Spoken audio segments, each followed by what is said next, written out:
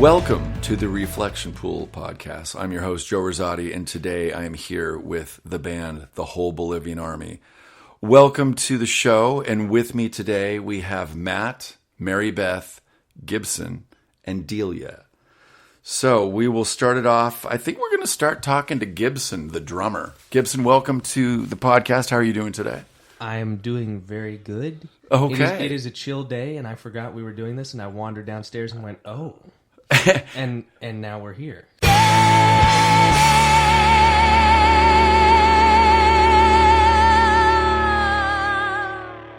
So Gibson, let's talk about how. Let's talk about how you became part of this band, and well, some of us know that you're maybe related to the band, but how did drumming come into your life, and how did this whole thing start for you? So I've been drumming since before I could speak. I was about 2 years old, and pots and pans were my kit, and wooden spoons were my sticks, and that just kind of kept developing, and various influences came in, and I grew up around live music and recording in the studio, so that was all sort of a part of the environment, and from just terminology to just kind of general knowledge about that stuff, I probably developed a lot more of just a base of that kind of knowledge than the average person. So that was really it was a part of the landscape. Right. Music was a part of the landscape. And yeah, just kind of knowing how that stuff worked was just normal. And so when did you get your first drum set? When did it become more of a, that you felt more like an actual drummer, I suppose?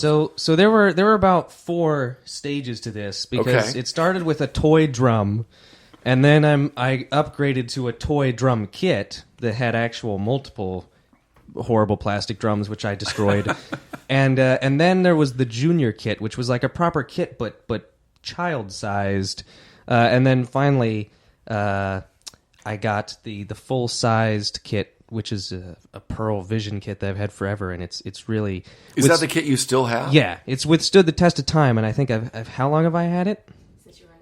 Since I was 9, so says the singer.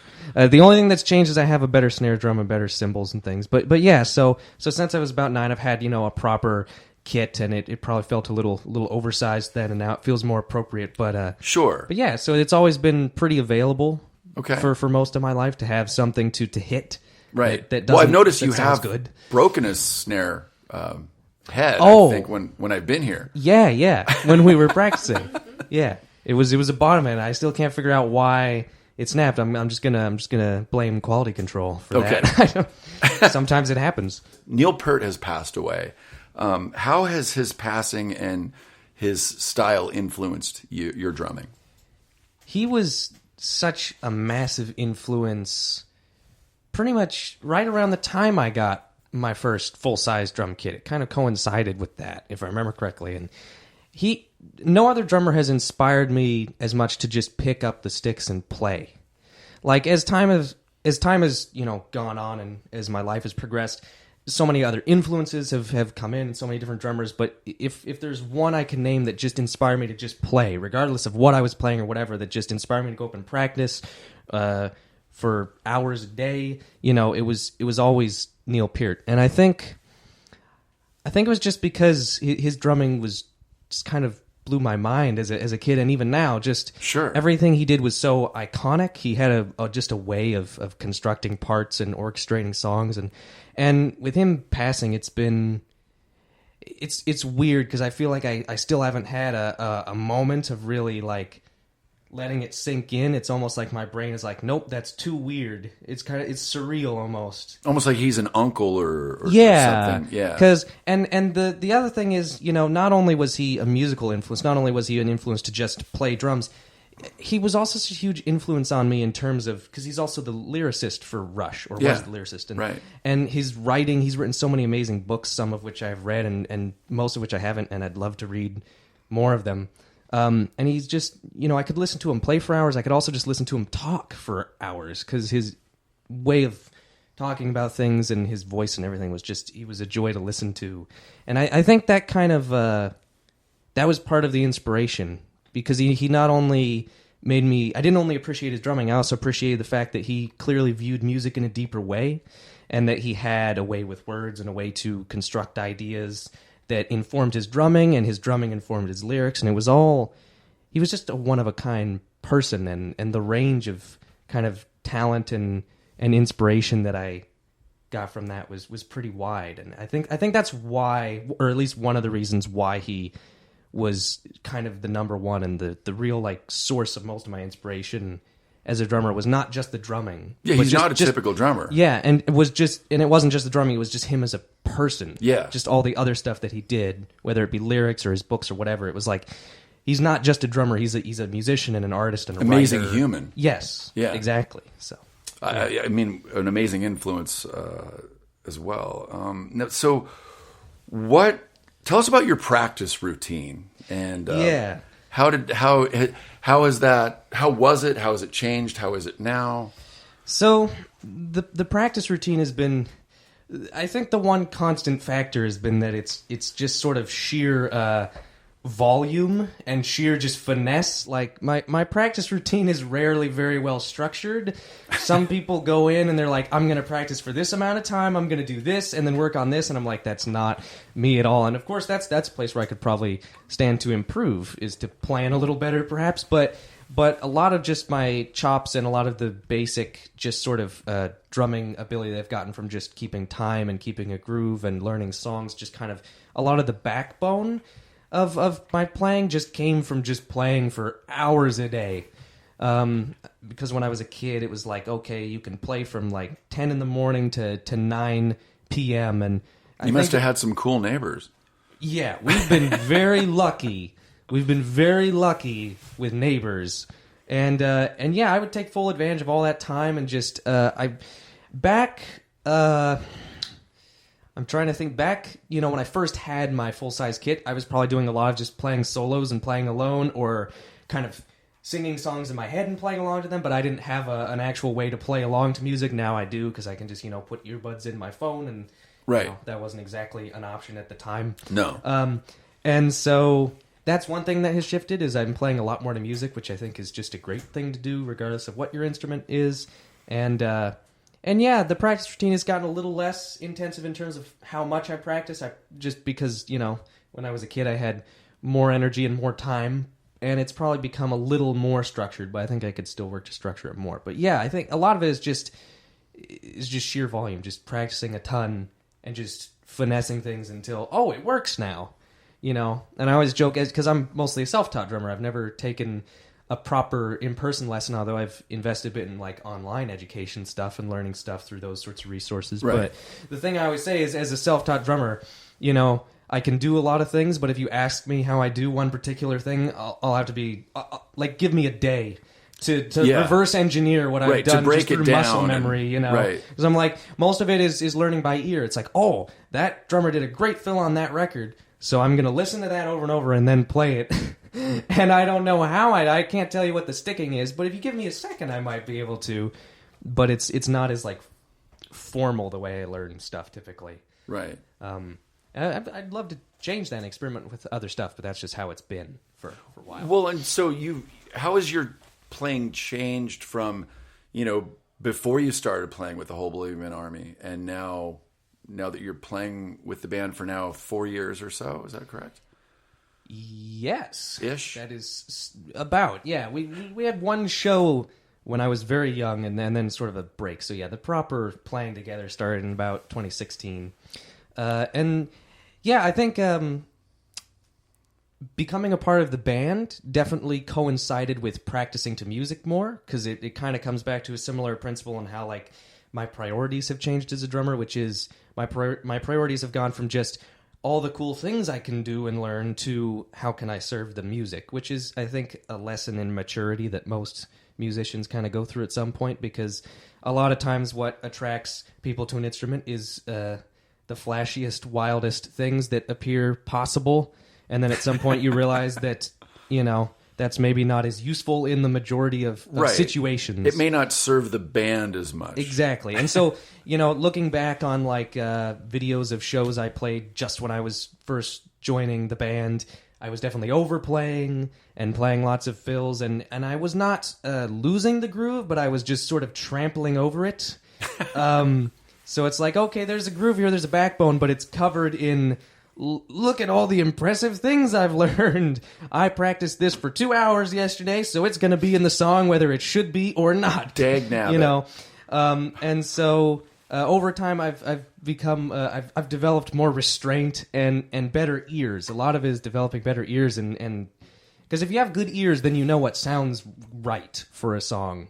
And if it's just about your hands, then it's kind of, you can't quite connect with the music, right? So yeah, so just getting more tasteful and more musical, and it's not to say that I'm at some sort of plateau now, because I'm definitely not. I still have a long way to go with everything with drumming, but I've gotten better at that, and I'm always working to be better at that. Right now I'm like working heavily on dynamics with ghost notes and stuff, trying to keep dynamically low with ghost notes while keeping the accents at the same higher dynamics of, you know, changing things between chorus and verse and things like that. So there's so many subtleties and stuff, and I think being in the band has informed me to pay more attention to those things rather than just you know, here's this epic fill that I'm going to force in the bridge. Yeah, whether you appreciate like it. Audience, look at me. So yeah. So are you up to anything outside of the Whole Bolivian Army project? I am. I have a solo musical project, which you can find it on the YouTube and the SoundCloud, and it is called Spitfire Tree. Okay. Spitfire, one word, space, tree. It's all very easy to spell. There's no weird, like, old Latin or anything going on. And it's I won't talk too much about it, but it's definitely, it kind of ties in with how my musical instincts and stuff have changed, and how my musical, like, priorities have changed, because I think I'm trying to imagine what, like, a solo musical project for me would have sounded like as a kid, and it definitely would have been very, like, drum-centric. Well, and toy drum-centric. Yeah, yes, Really? definitely toy drum-centric, and pots and pans and everything, you know. But seriously, it would have been, you know, a lot of, like, how can I construct a song that's just meant to show off the drums? And now, a lot of people have even been surprised listening, people who know me have been surprised listening to some of the demos I've been putting together, because they're mostly just done in Ableton. I've just been doing MIDI and programming stuff, and they're like, oh, the drums are pretty understated, and it's more about, like, ooh, the weird synthy atmosphere, and here's a cool groove, and you know. And so, yeah, I'm. So maybe you're expanding more as a musician. Yeah, than, exactly. Yeah. Not just as drummer, but as a musician. I'm like teaching myself piano and experimenting with synthesizers and Nice. cool stuff, trying to develop more melodic sense. So it's definitely very different from anything I would have done previously, because it's not about the drums. The drums serve the music, and as of now, you know, it's pretty much just a bunch of shoddily mixed demos. But there is an album coming someday. At some point. In the distant future. I don't know when. Very cool. Watch me dance, spinning in a circle, the stars like spotlights, spinning in a circle.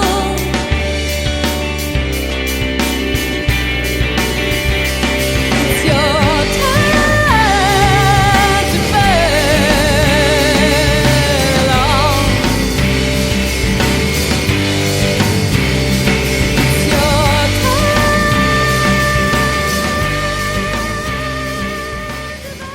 All right. Well, we will. There are a few other members in the band we want to talk to today, and next we will go with Mary Beth. Welcome to the podcast, Mary Beth. Thank you, Joe. So, where do we want to start with Mary Beth? She's kind of found a new excitement about doing music again. It sounds like. I think we can start there. Yeah. So Yeah. feel free to interject and come in where. Yeah, you know, I was just thinking how much it is about momentum. And, you know, we started this thing when we were in our 20s. We were 24, I think, when the band started. And there was a lot of excitement, obviously, back then, initially. And you have all these dreams and you have all these goals. And,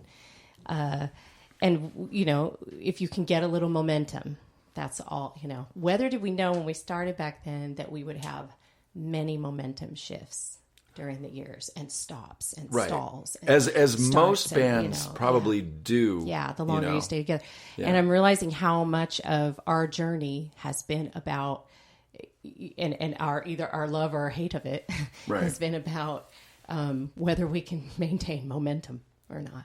And, gosh, it's so funny. There's so many different things that happen. There's members that leave, come and go. At one point, Matt and I had a child, and that's kind of that actually didn't slow the band actually that much. I mean, we kept going and doing things. I can't remember any of it, but for a few years. But recently, and just in the last 10 years, like we came back. We were in Seattle for many years, and that was one thing. That was the Seattle scene, and that was kind of exciting. And then after Gibson was born, we went out to the peninsula for a while and lived on vacation for 6 years. And we realized it was actually kind of hard to keep the band going from The that. Port Townsend Yeah, area. it was beautiful. It was a great place to be, but it was difficult to keep the music kind of chugging along, being that sort of outside of the city.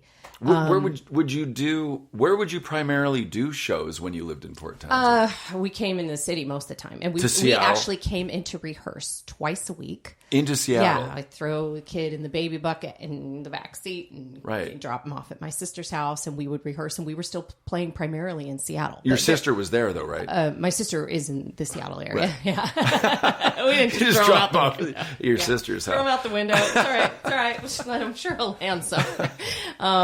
So we were still playing primarily in Seattle at that time. There are a couple of venues that we played. Maybe I can't remember in Port Townsend. Sirens was one. I'm trying to think of others. We did there's street fairs and things like that. Sure. But there wasn't a whole lot to do out there. Festivals and things occasionally in the summer. So yeah, we were still coming back across the water all the time. And after 6 years of that, you realize a lot. we just have to get back across the water. Yeah. If we really, because we start to feel like if we're not moving at a certain pace with the band, we think we can stagnant. handle that. We Yeah. think it's okay, but it ends up being not okay. Like it's just, there's something missing from our lives. So You moved from Port Townsend to... here to Tacoma 13 Tacoma. years ago. And that was really exciting. This is the longest we've stayed anywhere. 13 years. But at first we still kind of thought of ourselves, I think, as a Seattle band. We felt kind of, we were still kind of feeling kind of in between, and we didn't really know a whole lot about the local scene here. We had met you, of course. We'd known you for years at that Right. point. You were not here in town, I think, when we came back. And so we had some connections down here, but I think the other thing that was going on is we did have a band at that time. Was that we were actually a 5-piece at that time. We had a second guitar player, Tom Thu. Greg Strickland was our bass player at that time, and we had a drummer, Chris G. But that was actually ended up being kind of a short-lived incarnation of the band. So we came back, we were very, very excited, and we just wanted to dive right in, and we started writing. We wrote an EP, Morning After Food Poisoning in the South of France, which Matt can talk about because he's the songwriter. Yeah, there's a whole story behind that. Oh my! But yeah, super literal. Anyway, and so we thought we were kind of on our way again. And Gibson was old enough that he could, be in the studio with us and be pretty relaxed about that. He liked that experience. That was fun for him, obviously, from his own musician standpoint.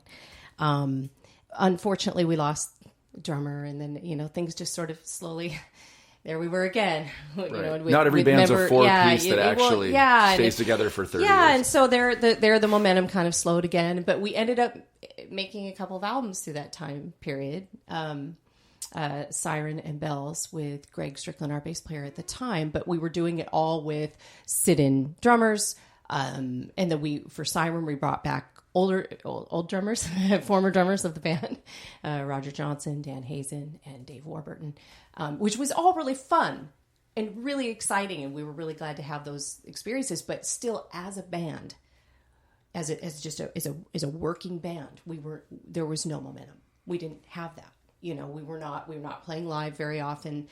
We could get in a recording studio if we worked it out with everybody. So there was just this always this sort of, I'm speaking with my hands, and you can't actually see that on a podcast sometimes. Everyone can see that I'm making gestures. Right. And I know you would understand if you could see what I was saying, but I think that's the frustration. Yeah. And then after all that, I went into some personal stuff with my family, with my folks growing older and drifting out of our world. And so by the time, we get into a certain part of life called middle age,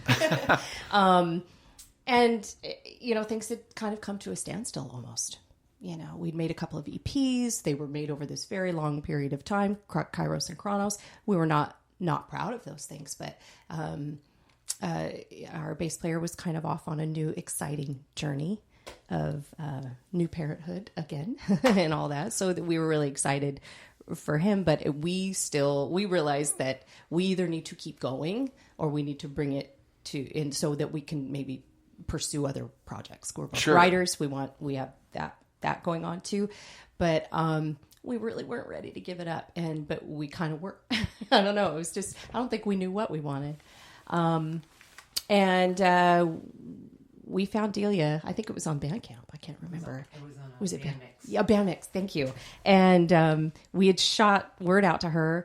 She didn't get back to us for a while long. She was going through some stuff of herself, in her own life, and had been out here a few years, I think. So it was called Band Mix? Yeah. Okay. Yeah. And where was Delia living at the time? Was she local or was she? Yeah, she had been here in Tacoma for Oh, a okay. while at that So time. that helps. Yeah.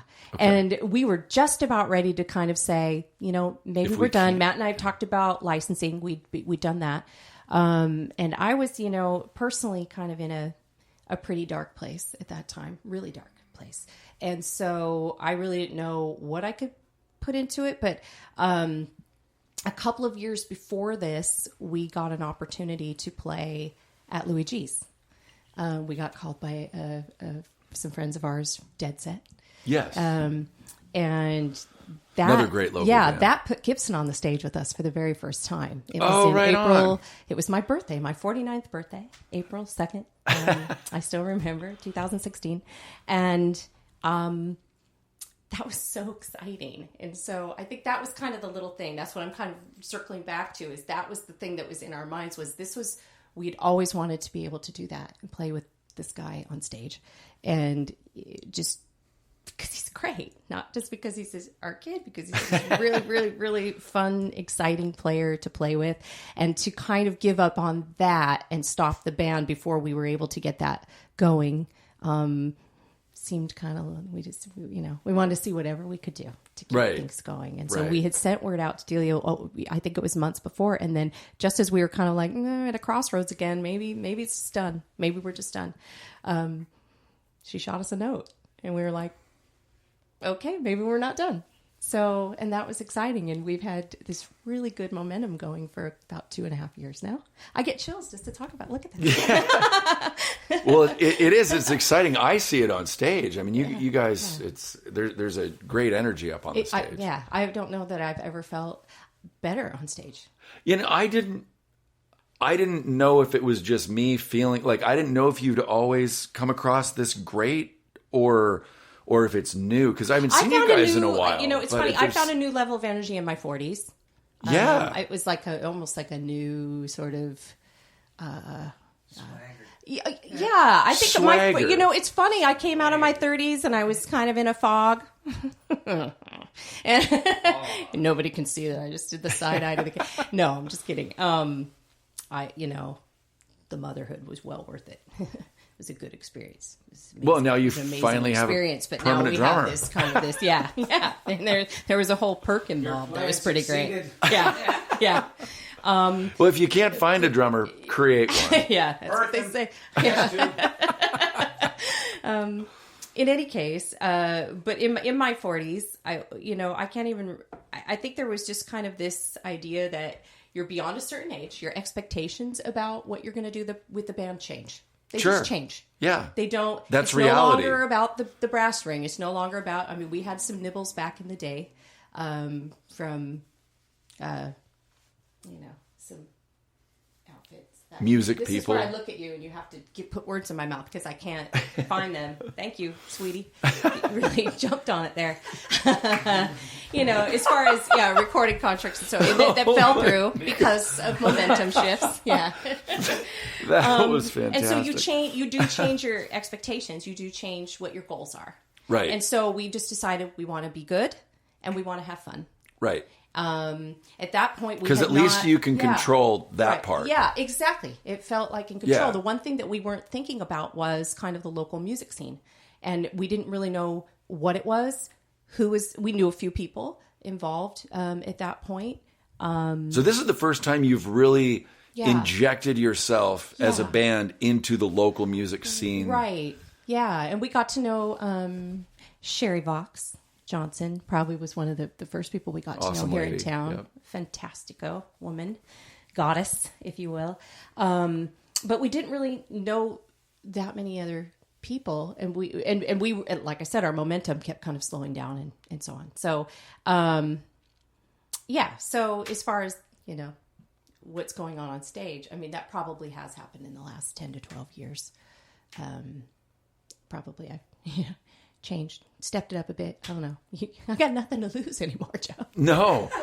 I mean, that you get to that point. I mean, I can I was relate. a lot more inhibited when I was. I younger. can relate Yeah, to that. Yeah. And I mean, there was a certain thing that happened when we got on stage. But if I look at that, like the video of older me, I can see the places where I'm. Oh, she's self-conscious right there. I can see her thinking about it. I can see and I don't. It's funny. I don't really see that anymore. It's just like if you're gonna get up there, you might as well have a great time and just have fun. Yeah. But.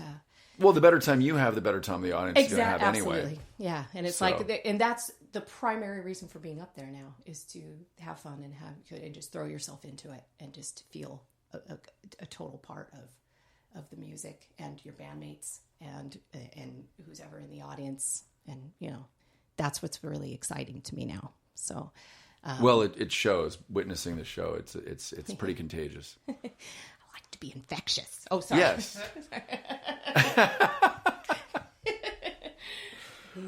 Awesome. Anything else you want to? Yeah, well, I was just going to talk, just briefly about kind of the local scene and what happened By all this year. means. Because this year we feel like we really jumped in. About a year ago, we made a visit to Louis G's, and we had not played there for a few years. And now we have a band going again. And so Louis G's is in Fife. Fife. Yes. You have some experience in Fife, do you not? Washington. Yeah, we all have experiences in Fife. We do. Just some And of us, the thing about some Louis of us G's, may want to talk. Fife can be the Vegas of the Northwest. Yeah. Fife is an interesting place, but it has this place called Louis G's, which is this absolute gem owned by Kate McDonough and Peter Kessling. I'm trying to thank you. I get really nervous when it's funny. I get nervous when I have to talk into a mic. Right. That is a if problem. you're singing, you're not nervous, but no, really. Yeah. I mean, I have a lot of nervous energy, but there's a difference between being nervous and Right. being nervous energy. It's two different things. Talking lyrics. Well, no, need something. I That's the word I'm looking for. I need a lot of things. Let we me all just know say that. one word. Fife. Go ahead. In any case, we stopped in there one night, and we were just hoping to kind of reconnect. And we ended up talking to Christopher Peterson, their amazing sound engineer, and he remembered us when we played there a couple times in 2016, and he said, "You got to come and play my birthday party." in Oh, that's July." awesome. And we were just like, yes. And we ended up having a fantastic time. We also got to know Gary Rutan, who booked us in June, about a month before that. And that was a really, that was a great connection to make. And he's a great guy. And so that's been wonderful. And the staff there is all really great, So it's just a great room to play. I know, say what you want about Fife, but you walk in this place and it's a beautiful stage and a beautiful sound system. And kids can go there. And it's all ages. It's all ages, Great yeah. food. It's all good. So Great while we were pizza. there in July at Chris's party, we met a local artist named Petey Normal. It's Yes. a Petey Normal show. And he honored us by playing our CD release parties because we had made the CD at that point. We were in production at that point and trying to, and so we were starting to meet more people in the scene and get connected with people. And it's just been really heartening for us because there's just so many really exciting things going on here that it feels really sleepy maybe from the outside looking in, but when you actually start getting to know people, there's some really special people about. Oh yeah.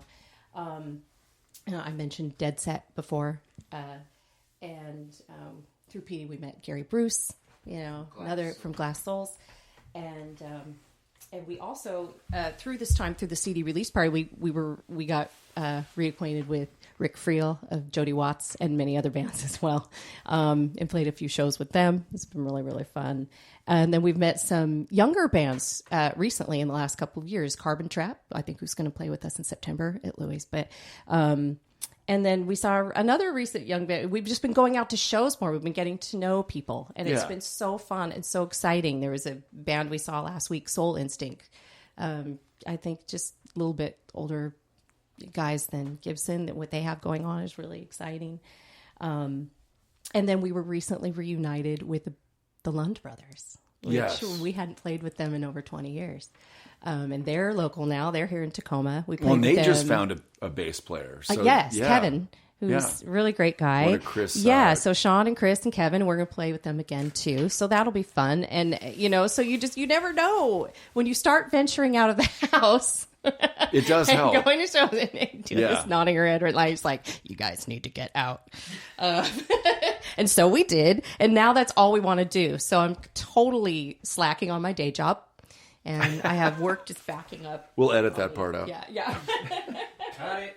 This Right. isn't live, is it? And of course we've stayed in touch with Sherry and Polly Slanders, and we have a show coming up with them as well up in West Seattle, and Delia's side project, Mallory. So there's just all these, it's just so fun to go out and get to know people and see all the exciting things that people are doing. And everyone is just, this is a really friendly town, and people, I don't know if people know that. Seattle, everything was so much bigger. Mm-hmm. And, you had little niches of people, but I don't know that we ever felt fully connected in that, Right. We were always we came in it during grunge, and we were not that at all. So I think people kind of looked at us sideways, like, I don't know what they're doing. It's a little quirky, a little weird, but, and then there's other really wonderful venues in town, like the Swiss. You got Kelly Walton over there, who is just always super welcoming, so you walk into places and it feels good to see people that and hear new bands and hear, so that's really lit a fire. Yeah. For me personally, and I think for the band as well. Tacoma has two music venues that have opened in the last year that are, 500-person venues, whether it's McMiniman's or Alma Mater. Right. Those didn't exist. No. Even things are growing. Just over a year ago. So yeah. So that has been just it's just been really exciting and really nice. And it's nice to feel that there not only is a community where we feel embraced, but a community where we can embrace others and be supportive of other bands and artists. And that has just meant everything. And it's funny, I get to this point in life, and we used to joke about it on the way to rehearsal when we were in our 20s, like, how long do you think we'll keep that we'll do this? Will we get to a point where it's like, this is kind of ridiculous? Like, if we're up on stage and people are like, these people are kind of getting, looking a little, well, people still love the Stones. I just saw them and they're in their 70s. So. Yeah, and you just realize that you keep doing this because you love it. I mean, definitely your expectations change, your goals change, but it actually feels better now than it did then, because your goals are probably more pure. They're just more about being connected to the music scene and the people, the really wonderful people involved. Yeah, and you're focused on what you actually can. And writing music and recording music. And that's always really exciting for me. I mean, once Matt started writing an album last year, I was like, okay. I started, just in the last 5 or 6 months, I feel like I'm finally coming to the surface of the personal stuff and letting it go and being able to just embrace everything that's going on in our lives, all the fun stuff. That's awesome. Yeah. Well, are there any other little notes that you want to? Let me check my notes. Yeah, double check your notes. Oh, yeah. Well, and I was just thinking of other artists, and I know that there was someone I forgot to mention. I wanted to mention Doug Mackey. Yes. Because we actually haven't gotten to play a show with him yet, or with his outfit, Mr. Blackwatch, but we got on stage together a few weeks ago. And we had such a great time. And there are just so many great local artists, old and new. You know, people that have been here for a really long time, have a super long history here, like the guy I'm looking at right now, who booked us back in the day at the Harmon. You're the whole reason that we got excited about Tacoma in the first place. They came down here because you were so good to us, and you were so welcoming. Yeah, always. You know, wow.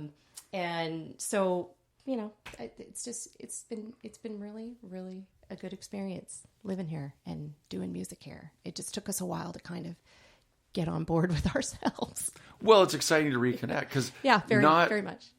You know, not every artist, not every band has this consistent track record. Things happen called life that they have to, you know, take on as well as being an artist. So that can lead you down many different paths. We've conquered your demons, your altar, your money. We've come for your comfort, tailpipe and chimney. We've come for your trinkets, so new and so shiny. We come for your dream sleep, restless and empty. Doom is a flower. We cover your holy. Welcome back to the Reflection Pool podcast. My name is Joe Rosati, and we're here with the Whole Bolivian Army. Yeah! That's part of the Bolivian Army. Do we have a couple more yelps to throw in there? Yelp! Can I chew up against the microphone? I won't do that. This is not... Talk your piece. Yeah, close. So up next, we have the lovely Delia, who found... apparently there was an ad on bandmix.com, which I hadn't been It was familiar a with. message. It was a message. Yeah, okay. Well, tell us about this. How did this... Tell us about either how you know, whatever you want to talk about Bandmix and who put the ad out or... Well, I had a profile on there Okay. to try to find bands to play with. Okay. It's great. You can just, you describe yourself, your level of experience, your like a dating influences. website, but for musicians. Yeah, but not sexual. But right. Joe. But making Joe. music together. Yes. So you're on Bandmix. Yeah. So, and I had an alternate email on there, and then I stopped checking it because a lot of things had happened, and Sure. I got a message from somebody. Yeah, a lot of life drama, and I had gotten a message from somebody, not the Whole Bolivian Army, but I was like, oh yeah, I have that other email account. I should check it. And Take a peek. yeah, there were 8 different emails in there, and which was exciting, but also, so I listened to everybody's music and was totally crazy about what I heard from the Whole Bolivian Army, and then I checked the date on the email, and it was 8 months old. I was Are like, you serious? God damn 8 it. months old? God damn it. That's what I get for not checking No email. way. I didn't. Yeah. Okay, that's huge. I didn't know that part of it. Wow. Well, at that time, I had been going back and forth to New York a lot for an eventual loss, so I just completely blanked out on a lot of things. Sure. So then I wrote Matt an email. I wrote a response, and I said, well, I'm so sorry I missed this. Your band's amazing. I'm sure you found a bass player already, but if that doesn't work out, Please let me know. definitely let me know.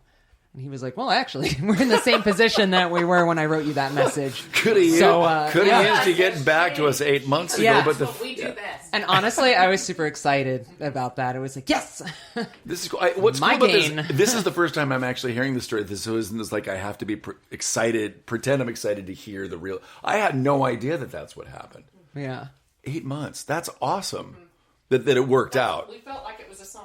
Yeah. Gotta keep going. Okay. Well, it had been such a struggle for me to find somebody to play with because I was learning a lot of technique, but I was like, who's going to give me a chance? Okay. Is somebody without a lot of experience. I didn't even know that part either. Okay. Wow. Full of surprises today. That's great. So you found this amazing band who I've been a fan of theirs for 20 years. And I got to say, I'm more impressed now than I ever have been. And it's just been, that's why I keep showing up at their shows. Yeah. I was like, what did I forget?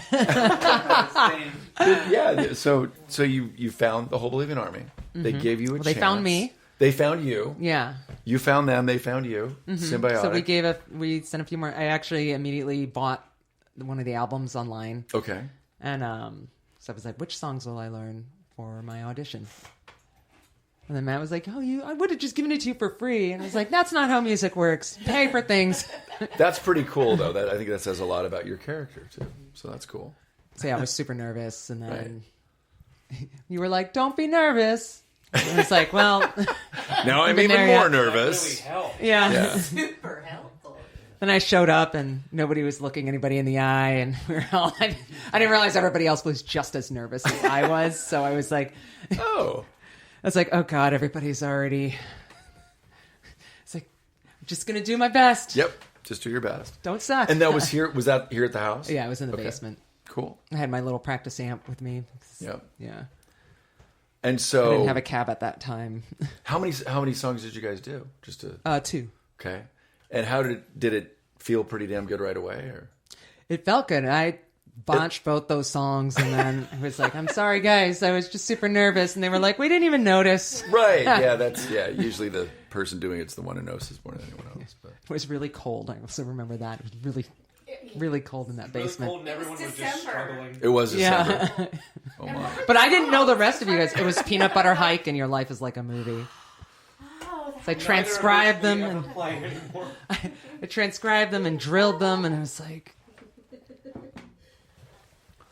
So obviously it did work out. You left overall a really good impression. I came to several more practices, and then they were talking. I was like, "Am I in the band, you guys?"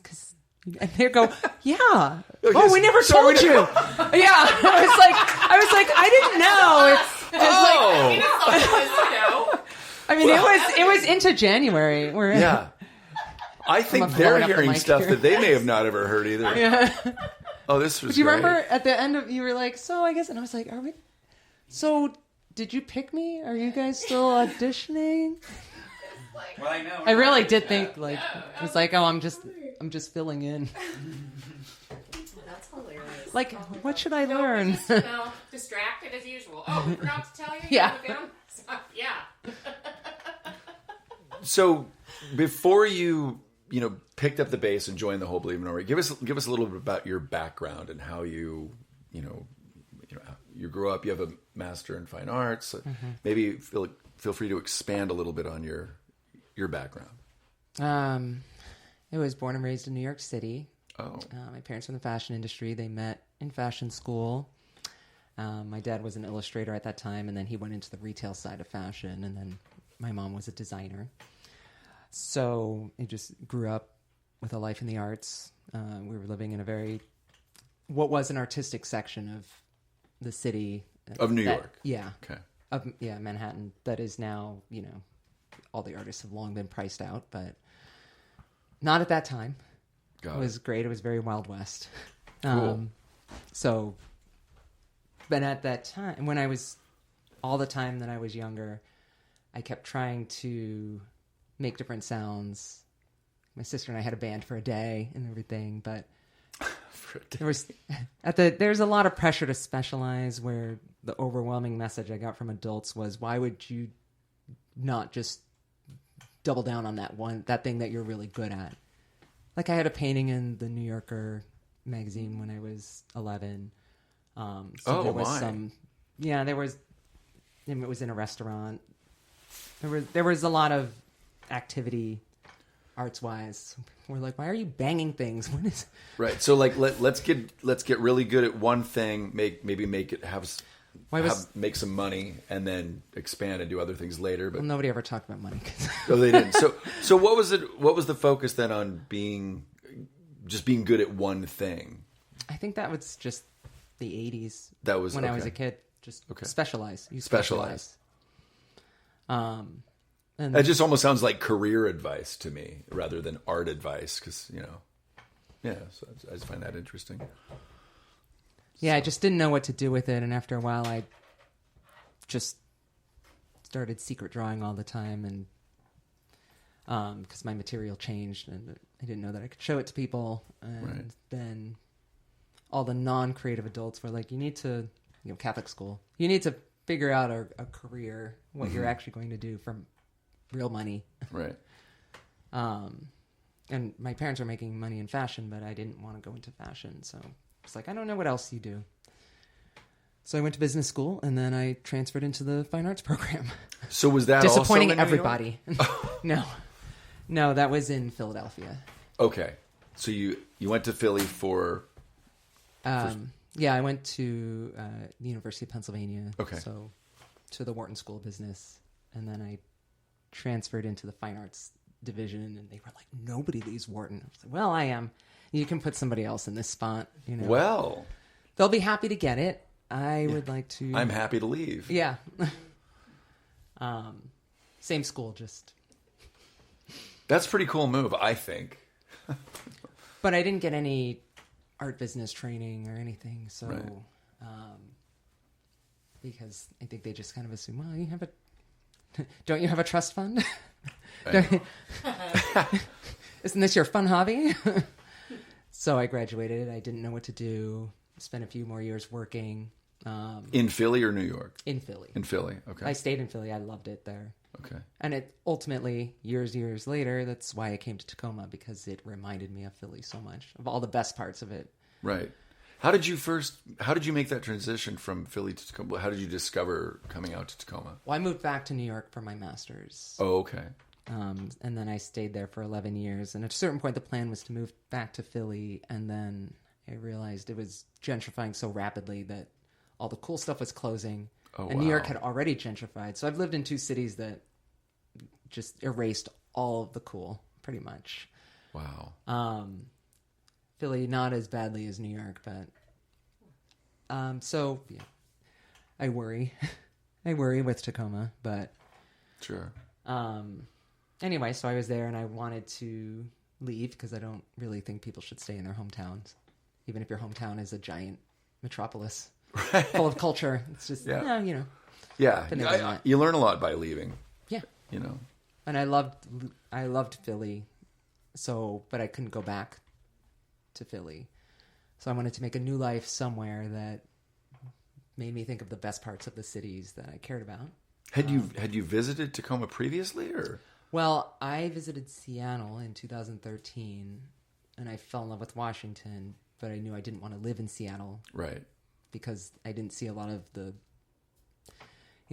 awesome music history that I was expecting. But then, really. I mean, yes, I had a different expectation when I showed up, and then there were all these towers, and I thought, well, it's happening here too. Right. I don't want to live here. Right. And there's almost no public transportation, so Right. I don't,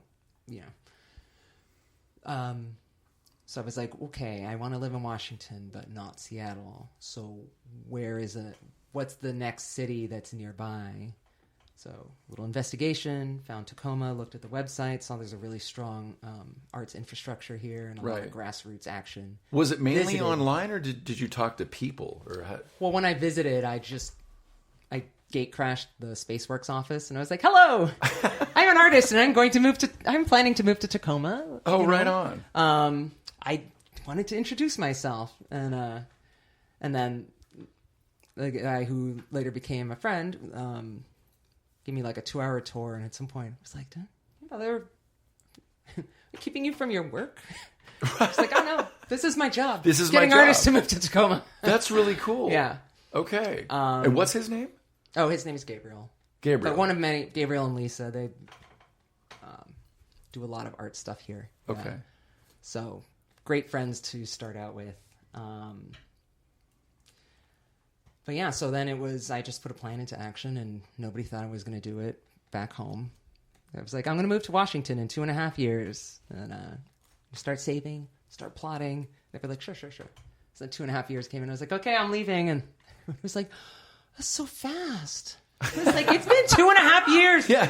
I have a wall that is Tacoma like a conspiracy theorist. Like, Oh, wow. Just maps and pictures. And That's really cool that keep me motivated. Because being someone that's from Tacoma, you don't realize maybe someone else that's an outsider from the East Coast, that their focus is moving to Tacoma, and it's like this whole goal, and you know, looking at Tacoma in a completely different way than someone maybe, you know, because I'm from here, and I mean, I think it's really cool overall, but there's been, you know, challenges, you know, as an artist and living here and, you know, wanting to leave, and it's just cool to hear that there's this external excitement about our city. Well, yeah, people keep asking me if they're like, wait, you came here, you didn't know anybody, no family, no, you know. It's like, no, I didn't. I just chose to live here. And they're like, what? They're like, not in the military? Nope. Why? I'm like, I think just people, it's hard to appreciate your own hometown. Sure. Like, it shapes you, but you take it for granted on a certain level. Yeah. Somebody got into an argument with me that this place was not a great place to live. I was like, I chose to come here, and they were like, I refuse to believe that. That person was very drunk, but that's been the sometimes a little bit of kind of miserable. Yeah, and I was like, that's so depressing. Yeah. So, yeah, they did not talk about death all the time like that. yeah, it wasn't Matt. Yeah. So one beer, Matt. Well, and I think also there is a resurgence. The things that are happening in Tacoma now, there's been seedlings planted here many years ago for it to come to a fruition, to have the music venues that we have and to have people starting to come here. And so I could see if someone has kind of an old school philosophy on what Tacoma used to be, that they may have that perspective in their mind as to, well, why would someone move here if they haven't really been up on this resurgence of, you know, what's going on here, really. Well, I've been here for 5 years, so I was planning it. So 7 or 8 years ago was when I initiated my plan. So, and maybe it's just coming from where I came from. I think that's still a little ahead of the curve from, like, you know, an outsider's perspective on that might be the fashion background thing. Yeah. You saw something really coming. cool and potential, yeah. But also, yeah, I thought there was already a lot. You know, the people can function here, and I'm actually concerned about that disappearing. I'm totally in that keep Tacoma feared category. Yeah, we all are. Strange, baby. Keep it strange. Yeah, agreed. So now I heard that there's another musical group that you're affiliated with as well. It's called Mallory. Mm-hmm. Okay, do you care to talk about that at all? We could talk about it. Yeah, if you want. Why not? Yeah, Mallory is it's basically queercore girl power punk, and so I'm the bassist in that as well. Oh, cool. Okay. Yeah, with Ryan and Rebecca. So that's been exciting too. So it's great because it's 2 different channels, but both. When people ask what the bands are, I'm like, well, one's power punk girl band, and one is hard indie. So people get excited about both of those things. It's cool to see which one people respond to more. Like, Has there ever been a show with both bands at the same time? Not yet, no. Not yet. So there is Change that. there's a possibility in here. There's a lot of peer pressure for that. Okay. I have to build up my stamina. It's, When you are ready. Got it. Yeah. Oh, that makes sense. Yes. So what now? I don't know if we've covered the intersection of art and music. Is that anything that you've wanted to go into, or have we kind of addressed some of that? The chair of my master's program was the subject of a documentary, and in that he talked about the balance between art and music. And when I saw that documentary before I went to that program, I was like, God damn it, I was right this whole time. Like, my instincts are right. Why did I, you know, you're young and people talk you out of things and you think, well, I guess they know, you know, you don't have the strength of your convictions just yet. So the film was very poignant in how your how you thought about art and music as well. It sounds Well, like. it confirmed what I'd been trying to do the whole time and being shouted down, basically. Which It was is- stick which to is the what? one side, stick to visual. Like, why would you do something you're not good at when you could just stick to the thing you're good at and not have to take that level of risk of just being bad at something? So the film the film talks about that it's okay to be bad at something? No, No. it just talks about the balance of art and music. You need Okay. visual and sound. Okay. And it was like, I was trying to find, it's like if you just worked out your one arm all the time. And Right. then you just ignored the other one. You were like, you just rest on a pillow. You Yeah. might have a really good arm, Yeah, one. but that's all you've got. Yeah. God help you if you break it. Great. So, but it also, to do multiple forms of art, this is the way you don't burn out. And to do multiple things. Oh my that God, you I love. totally resonate with that. Yeah. Yeah, that's sometimes when you hit a wall, whether it's with film or music, and it's not. I mean, do you want to keep just doing that and being frustrated, or do you kind of want to segue and do something else, and then you have this other skill, and then later you can bring a larger palette, to the next project. So, Well, everybody all the adults kept telling me it's too late. And, basically if you don't get to pro level fast, it's nothing. And then it took me years to figure out that was actually very toxic, damaging, and untrue advice. it is. That also came from no sense of, no experience. Like Right. none of those people knew what they were talking about. Right. But they felt free to opine on these things that they didn't know what they were talking about. Yeah, I relate to So- that as well. Yeah. I Yeah, think- and then I think later hitting you're on like, some fuck very you, valid topics in this conversation. Wait, am I allowed to curse on this? What's that? Am I allowed to curse on this? Yeah. Oh yeah. Okay. Yeah. Yeah. It was- Yeah. yeah. I can't believe I got through a But I'm usually Yeah. well, it made sense because I'd taken breaks a few times and then would switch to photography, so translating the visual through a machine instead of by hand. But it had been inculcated in me for so long not to make sounds or noise, and ended up tracking me into some pretty self-destructive tendencies that I think could have really been avoided. And then so to be able to get to the point, and it was the master's program that taught me that, when you get through the bad part, you get better and you make good work. But you can't be afraid of the bad part, because inevitably there is a thing that you will suck at. And what's the point of just staying in the safe zone? And then also retroactive rage about all these people. It's like, they didn't know what the fuck they were talking about. Why were they telling an impressionable person, so free with your opinions, so confident in your wrongness? Right. So, and doing comics a lot too, I see a lot of people who are just really passionate about, they're so excited about just such a straightforward element about comics, and all they want to do is, their dream would be to do background work for any comics company. And to me that was refreshing, where I was like all jaded, like, I wish I had that enthusiasm. What's that? What does that feel like? And that's how I feel about music, where I remember I told somebody I thought it would be really fun to be in a wedding band, and they scoffed at me. Literally, they went, I was like, wow, that happened in real life. Wow. But I was like, it's such a gift to be. Yeah. But it's such a gift to be excited about scales and to feel yourself get better and be thrilled about that. And I didn't really get to have that experience with art because I've been doing art almost as long as I've been alive.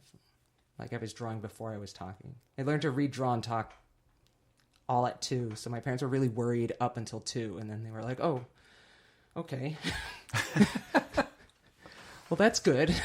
Right. But now that's a lot of stuff. So it's just, and it is the perfect balance. But now I feel like it's my mission to just go around berating people. It's never too late. Yeah. Just do that thing now. Well, and I think Get you're through the around bad part. you're around a great group for that, as well, because they're Well, there's at least most of the Whole Bolivian Army. I know there's quite a youngster in the band, but so Yeah, but Gibson gets the art music thing too. yeah, and he totally he's an old soul with great parents, so I think that doesn't hurt.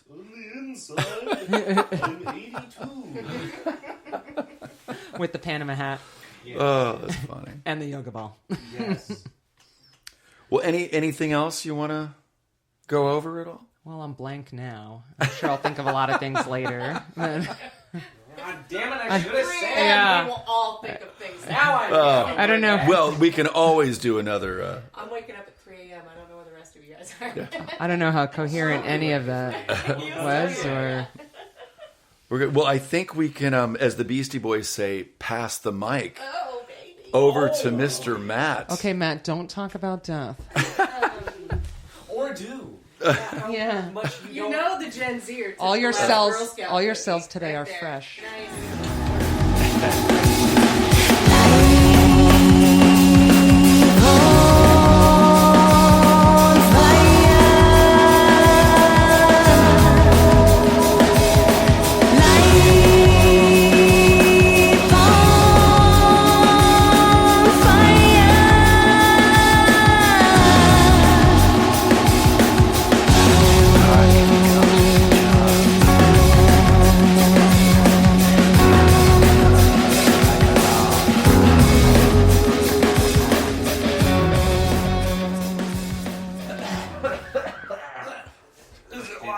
Thanks, Matt. Just turned and coughed. Well, welcome back. Not even sure where we were. Where are we now? It's this looks Where like do a we doctor's go here? office. Green. Well, we were going to talk about recording at home and how much Matt's enjoying the music. A little sidetrack. A little far into the evening, there's been wine. And Yeah. He there's just been turned so and many- coughed, so we're not sure what his current state is. I've had almost 1.5 drinks, or more than 1.5 drinks. To me, that's pretty. I'm pretty much shit faced at this point. Yeah. Oh, I'm Dahlia. Any is my sister in the room? oh. How many fingers am I holding up? Well, one less than where someone else just was since he turned and coughed. But Let's get cereal.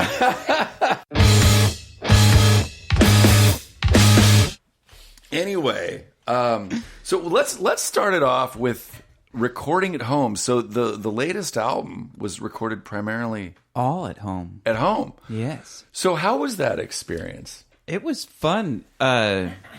We experimented a little bit with that on the 2 previous EPs. Okay. Chronos and then Kairos. And Chronos, you can tell we recorded the drums not in a studio because we didn't know what we were doing. And then Kairos, we recorded the drums at London Bridge in Seattle. Got it. But then we recorded everything else at home. And Okay. finally, this was the album where we recorded everything at home. And to our ears, it sounds just as good as everything we've ever done in real studios. Yeah, Professional no, it studios. sounds fantastic. And we're talking about the album The Monster That Ate Her, correct. with the artwork by Delia. Also both correct. the cover and the in. Yes, Yeah. the whole package. So, yeah. We do have to cover different aspects of all kinds. Even though Delia may not be talking currently, we do want to talk about the artwork. So Yes. there we go. So back to you, Matt.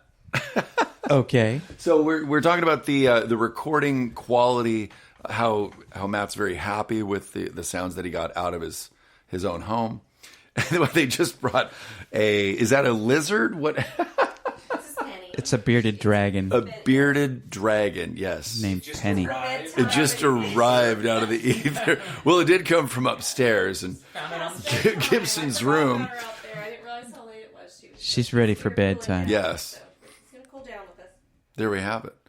So anyway, back to Yes. I feel like I owe a lot to Scott Ross, who is an engineer and producer. We first met Scott in 97, I think, or 96. We did a demo at Hanzek Audio in Yep. Ballard. I don't think it's there anymore. It was this old, it just looks like a concrete bunker. It was Yep. right next to a little power station near the 15th Street Bridge in Ballard. And it was just, it was a dump. It smelled really bad. But it had a great reputation. It did, yeah. I was there once, and Yeah. I agree with what you're saying. But Yeah. everyone said, go to Hanzek, go to Yeah, Hanzek. Jack and Dino did a lot of records there. But anyway, we went to do a demo there, and Scott was the engineer and producer for it, and we really liked Scott. So we ended up working with Scott on and off for years. I think he's done at least 6 or 7 albums for us. Oh, that's fantastic. 7, okay, plus the demo. And Scott was always really generous with his time and his knowledge, and so he would sit down with me and show me what he was doing and explain things. And so for every album, every project yeah, that you he worked let on. me get my hands in there. So because we like to kind of co-produce, we Sure. didn't want to just hand over everything. We were control freaks. Yeah. And he let us. He was very generous, and so Which is cool. yeah, very cool. So I owe pretty much everything I know to Scott. And then with the new album, The Monster That Ate Her, we had Jonathan Plum at London Bridge master it. And he was also very helpful and had such a cool approach. And him and Scott are really two cool guys to learn from, because Scott is very cerebral and he kind of has this method just dialed in. He's got it dialed in what he does. The Scott Ross sound, I would call it. And then Jonathan is more intuitive and just kind of like, just rolling with whatever the project is. And so, learning from both those guys is a great opportunity, because you get a nice balance between two very different approaches. And so, but yeah, so I felt totally prepared for this album to record it, to mix it, and to just make all the little decisions that have to be made when you're, how do we set up the drum mics? Where do we want this mic? Just all the little things, using compression and EQ. And So were either of them part of this recording, or was this all? No. Wow, this was all. Jonathan mastered it. Okay. So we brought in the finished mixes, and he kind of gave them that professional. Juiced them up. Yeah, he juiced them. He's juiced. Yeah, it was funny because we felt really good about the mixes. Like, wow, they sound great. And then we gave them to Jonathan. We're like, okay, now they sound great. Yeah, because he put them through parallel compression, and he just did all this cool stuff to really bring out. He made them sound tougher, I thought. So he took what you did, which obviously he must have felt that you did a pretty good job, Yeah, and then yeah. he even enhanced it more so. Yeah, the way mastering is you get the finished songs, so you can't go in on individual tracks and make any difference. So you're just doing a global kind of overarching thing for the whole recording. But you can really add sheen, you can add presence, you can change the EQ, you can add compression, you can bring up the volume. It needed a lot of that because I didn't have I was working with very, very, let's say, affordable equipment. And so it was a pretty quiet recording that I brought to Jonathan, and he bumped it up with a limiter and stuff. Right. And so that when you put it in, it doesn't sound quieter than everything else you own, So you mainly did the mixing, and he did the mastering? Yeah, he did the mastering. Yeah. So, and the mastering's funny because, he just bangs it out in about, Mary Beth and Gibson and I went to watch the process. Yeah. What it took about 4 hours, because he sets it all up, and then basically you just play the songs as they've already been mixed with the various mastering plugins added on, and all of a sudden it's like radio ready. Right, basically. but so he had to listen to certain aspects to figure out what he wanted to enhance. Correct. Okay. Correct. Yeah. Very cool. Yeah, and he was surprised that it sounded when I told him what we recorded with, he was surprised that we were able to do that. That it sounded as good as it did. Well, that's really honest. Yeah. So, well, how much? It sounds like you're really enjoying music again. Yeah, I just feel I kind of hit a low point. I don't want to say the event or the bands involved because I don't want to speak ill of anyone else, and it was really more me that I'm speaking ill of. But we were playing this festival a few years back. This was before Gibson was in the band, and there was some confusion about when we were going on and how long we were playing. And the band before us went really extra long. Oh, that's and always they played great. encores and stuff. And we had told all our friends and fans that we were going on at a certain time. And then by the time we went on, it was like 2 hours later. And I had people coming up to me and say, "Sorry, man, I got to go. I thought you were going on at such and such time." So right before we went on, as the previous band was doing this big encore, I kind of chewed out their manager. I was like, "This is fucked up." Yeah. And I realized after, and that caused a stink, among a lot of people, because it wasn't very gracious of me. And so it got back to more than just you and the person you were talking to. And it got exaggerated. Oh, geez. Yeah. And then there was some other people, not me, but other people were arguing about it on the internet, and it got worse and worse.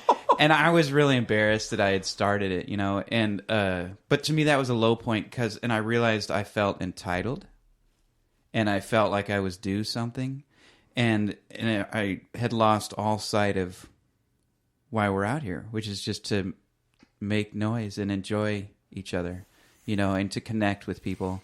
And it was a bummer that it was misscheduled and that well, it's frustrating for a fan that they have a family or a life and they have a certain window and they come out to a park to see and then they can't, but it's not the end of the world, and you just roll with it because that's part of what it's always chaos. It's rock and roll, exactly. man.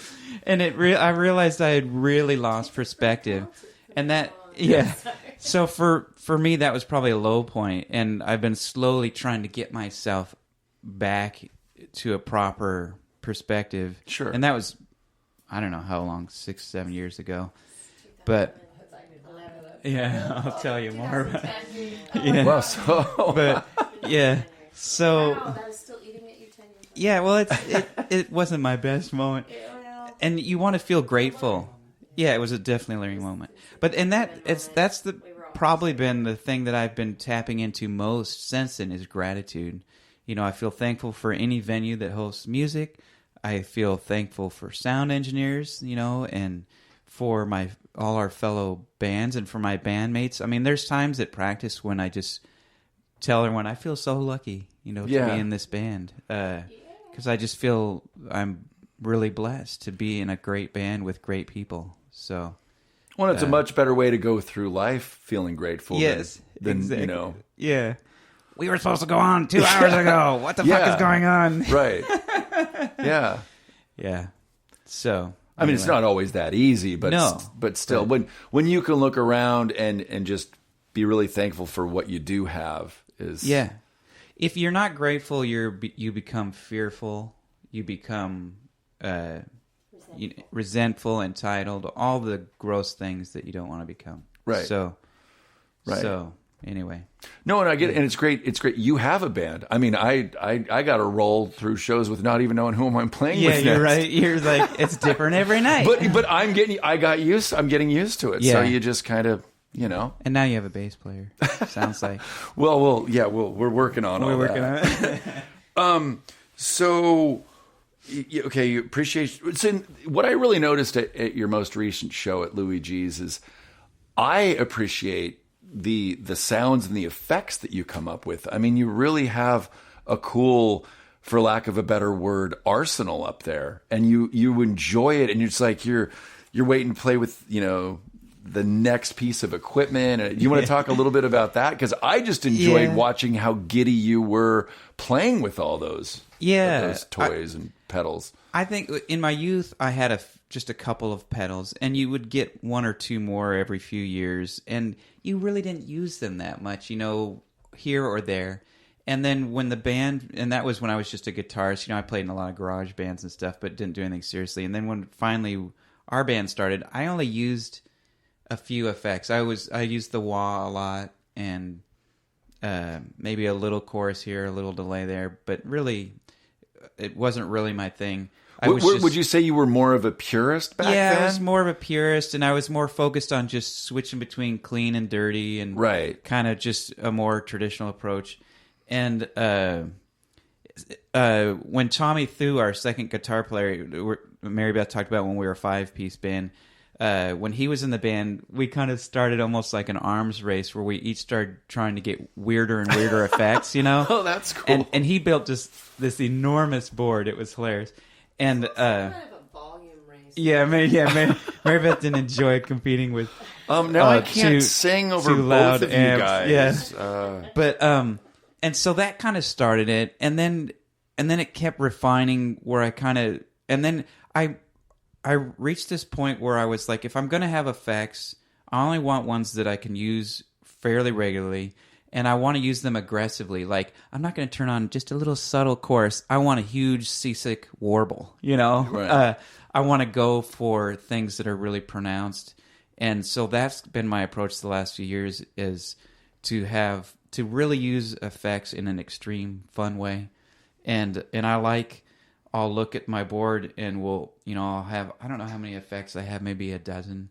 And I'll look at the 10-song set list and realize I hit every pedal somewhere for at least once or twice. That feels good, doesn't it? Yeah, because I just feel like I'm using them rather than they're just sitting there and they're for show. Yeah, and it feels like they're part of the sound and part of the show, and like it's part of the style I've carved out for myself. Well, it reminds me a little bit, when you listen to the older Bunnyman albums, because Will Sargent is, I believe someone that you have followed over the years. Oh, yeah. We both love the Bunnymen, and when you hear the newer recordings, even you hear the new live versions of the older songs, you can see that he's experimented and added a lot of really cool sounds to his arsenal, if you will. Yeah. And so that's kind of what reminded me of the Bunnymen when you guys were playing the last show, and I was eating it up because I'm just like, I get to watch this person who's actually, who's not only a great guitar player who I look up to, but he's also a friend of mine, and he's coming into his own later and even making things better. So I have a huge appreciation for what you're doing up there. It's really cool to watch. It's fun. It gets a little hairy at times, like at the show you were at. Yeah. Mary Beth wanted to kill me. I just added this new pedal. It's the Digitech Whammy DT. DT stands for drop tune. And it's sitting there right on my desk. It's a very large It's a red large pedal. red pedal. Yes. And it's got the whammy pedal so you can do all the wheel sounds. And it's got a bunch of like harmonies and octaves and stuff. But the main reason I got it was the drop tune feature, which you can just, with the dial, it was just a turn of the dial, all of a sudden your whole guitar is dropped by half step or more. Wow. You could do full step, 2 steps. And we have a lot of songs, not a lot, but we have about 6 or 7 songs that are dropped a half step just because they sound a little better, lower down, for whatever reason, that they feel better. When you write them, you just know, you're like, oh, this has got to be dropped, And in the past, I always had to bring an extra guitar for those songs. And then switch the guitar. Yeah, and or worse, drop tune all 6 strings in between songs that could be a while nightmare. Mary Beth's trying to talk to the audience, and that's just insane. That could be a nightmare. And so this is such a cool thing. It's a nightmare when Mary Beth tries to talk to the audience. Yeah. It's really not a problem. But so this was a cool effect. I step on it, boom. I'm drop tuned, and I step on it. Well, anyway, so we started this song where I play keyboards during the verses and then guitar during the choruses and the outro. Do we want to say what song that is? That's called Acolyte. Okay. It's from the North by Nowhere album. And my guitar, as it is, I have to put a capo on the 2nd fret, and I got to remember to turn on the chorus, and I have the delay just set right, and all these things I have to remember. And the song that was before it was drop tune, and I forgot to step on the pedal and turn it off. Okay. So I'm playing the keyboard intro and the verses, everything sounds great, and then we switch over. I grab my guitar and I start playing, and everything's wrong. And I'm like, have I forgotten how to play this? Because I do have spacey moments on the stage where you're like, Sure. you can lose yourself. And I was like, well, wow, this is weird. I thought I had this song, muscle memoried in, but whatever. And so I fumbled through the first chorus. Then we went back to the verse, came back to the second chorus, still struggling. Such a mystery. And then, everyone's looking at me like, what are you doing? And I'm fumbling through. And finally we get to this point where I hit this big open chord, and it's all wrong. And I'm like, the capo's in the right spot. I know that's the chord. And then I went, and I thought of the pedal. So that's the one danger is when you get all this going on, it's a lot to remember. Right. And so, but I kind of had a feeling that would happen to me at least once with this pedal. Sure. It's good like you got a learning that out of the way. experience. Yeah, you'll never do it again. Yeah. Or if it does happen again, I'll know immediately Right. to run over to that pedal. Right. Yeah, Mary Beth saying too many pedals. But anyway, yeah. That's that. Let's see. Able to enjoy. Well, yeah. So something else you talked about, because sometimes we talk about what we're going to talk about, so we're on the same page here. So you said part of you're able to enjoy the shows more now in some ways because you did a lot of the promotional stuff, and where sometimes you'll be at a show and you have the promotion stuff on your mind, you can't thoroughly enjoy the show as much, and so that's something that you feel that now that the album's out, you're able to enjoy the performance and playing more now and not worry about other aspects. Correct. Yeah, the album, as much fun as it was to make, it was also kind of stressful. I don't know, stressful, just a big labor because I was wearing the hat as a guitar player and the songwriter and, whatever, but also doing the mixing and the recording, everybody.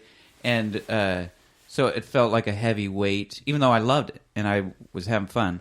But it was a lot to do. And then by the time, we finished recording, then I was kind of the guy doing most of the legwork for the promoting. So you got blogs, you got radio, you got press.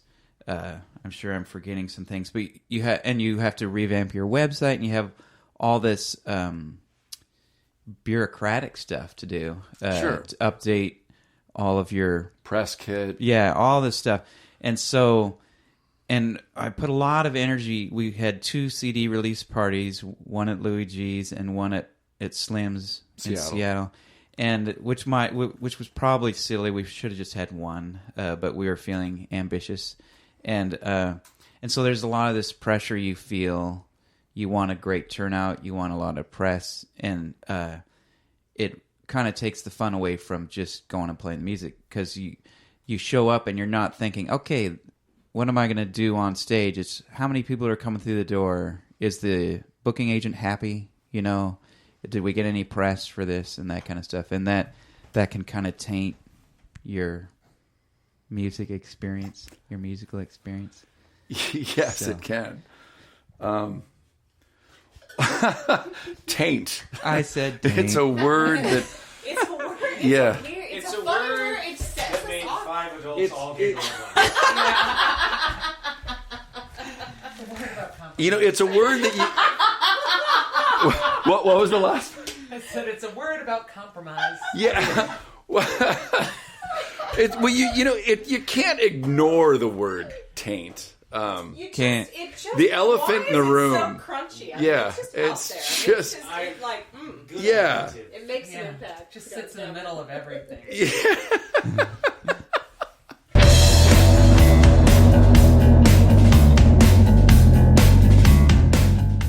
Matt, tell us about some of the local bands that are in the scene that you love, either playing with or that doing, working with, who you want to do a show with. Yeah, anything like that. Feel free. Okay. Well, in the Tacoma, Fife, Seattle, Olympia region. Yeah. Well, there's a handful of bands that we've reconnected with that we played with in the 90s and the early aughts, and it's so fun to see and play with them again. Jody Watts from Seattle, China Davis, Tacoma, the Lund Brothers, who used to be in Olympia, now they're in Tacoma. Back then they were called Loser.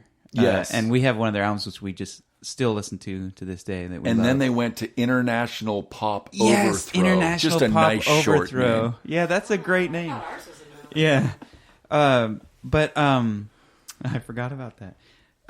And so it's really fun to connect with bands like that, and to like Doug Mackey from Mr. Blackwatch. Yes. Just so many cool people that we've known over the years. Sherry, Voxy Vallejo. Yes. Right now she's in Polly Slanderous, but back in the day it was Voxy Vallejo, and she's been in a lot of cool. Janice Lives. Yeah, now, and she does the Janice Lives. She has a hell of a voice. Yeah. Oh my. Yeah. No. Yeah. And stage presence. Undeniable. Yeah. So there's a lot of cool people, and a lot of them are in our age demographic, shall I say? They've been at it for Over a while. 30. Yeah, over 29, and then and then we've been meeting tons of cool bands. One of the first shows we played was with this cool band called Carbon Trap. And they're these just two young guys from Puyallup. When we played with them, I think they were 19 or 20. Now they might be of drinking age. Yeah, they were seniors in high school at the time. Oh, you're right. Wow. So that's 17 or 18. Yeah, so they're not that much older than Gibson. They might not be able to have a beer yet, legally. But anyway. Yeah, they can pour a beer in their mouth. But... Yeah, they can. Yeah, physically they could drink it, Will but not melt. yeah, but I can't buy it for them, or I'll go to a bad place. But anyway, yeah, they play. It's just two guys, and Aaron Klein on guitar. He built his own guitar with a pickup that also sends out bass signals. Really? And so, and it totally, and he sends the bass pickup to a bass amp and the guitar pickup to, so he has it all wired, and so it's kind of like pretty impressive. If you've heard, Mary Beth loves the band from England, Royal Blood. If you've heard them before, I've heard of them, and I've heard a few of their songs. that guy does a similar thing, although he's playing a bass, and he sends off a signal with an octave up to a guitar amp. Okay. But anyway, so Carbon Trap, they sound more like it's totally early 90s garage punk grunge. It could be Nirvana or something like. It's really fun. Early Nirvana, when they were really, rough and ready. Right. So they're really fun. And then Mary Beth mentioned the PD Normal show. If you haven't seen him, you can't even describe him. I think okay, yeah, Delia has a description. It's Marilyn Manson meets Pee Wee Herman. There you go. Marilyn Manson meets Pee Wee Herman. Because I've seen him play twice. So yeah, he has this this vulnerable, quirky side, but he's also dark, and he's funny, and he's an incredible performer and a great guitar player and vocalist and songwriter. He's got it all going on. He's really fun. And then he plays bass for Watch Rome Burn, and they're on to something. They're really they're channeling Satan, but in the best possible way. Yeah, they're really cool. We've seen him, I think, 3 or 4 times. Yeah, we've seen them a few times now, and Atrocity Girl. We've seen them a couple times now. We haven't played with them yet, but we've been watching them. They're a great, loud band. Barbarian Wasteland. Oh my God, those guys are awesome. They sound like Black Sabbath meets Motorhead. Wow. Very freaking loud. But there's so many bands. Are these all pretty much Tacoma bands for the most part? Or Seattle. North, yeah. Okay. I think Atrocity Girl's Seattle. But, it's just, yeah. There's a lot of exciting stuff Yeah. going on. Any night you go, you're going to see there's so many great bands out there, and everyone's doing their own thing, which I really like. When we first started out, everybody, grunge had already broken. In fact, it was probably overripe by then, but everyone was still coming to Seattle to be the next grunge band. So musicians were moving to Seattle from all over the country, and everybody, you go play a show at the off ramp, and everyone's wearing flannel and their Doc Marten boots and their half shorts, and they all want to be Pearl Jam. In fact, our first drummer used to always joke, "Is that Pearl Jam?" Every band that got on stage, he would say that. But so it was very uniform, Yeah. It was so conformist, and we didn't fit in at all. But now I love that there's no overriding ethos. It's just everyone's doing what they want to do. Cool. I think that wraps it up for this episode with the Whole Bolivian Army. Unless there's This one time at band camp, Oh, priceless. Well, thank you guys for inviting me over to not only your house, but your recording studio and the green room. And yes, and allowing me to hear your story and share your story with everyone out there that hears it. So. Thank you. Woohoo! Joe Rosati.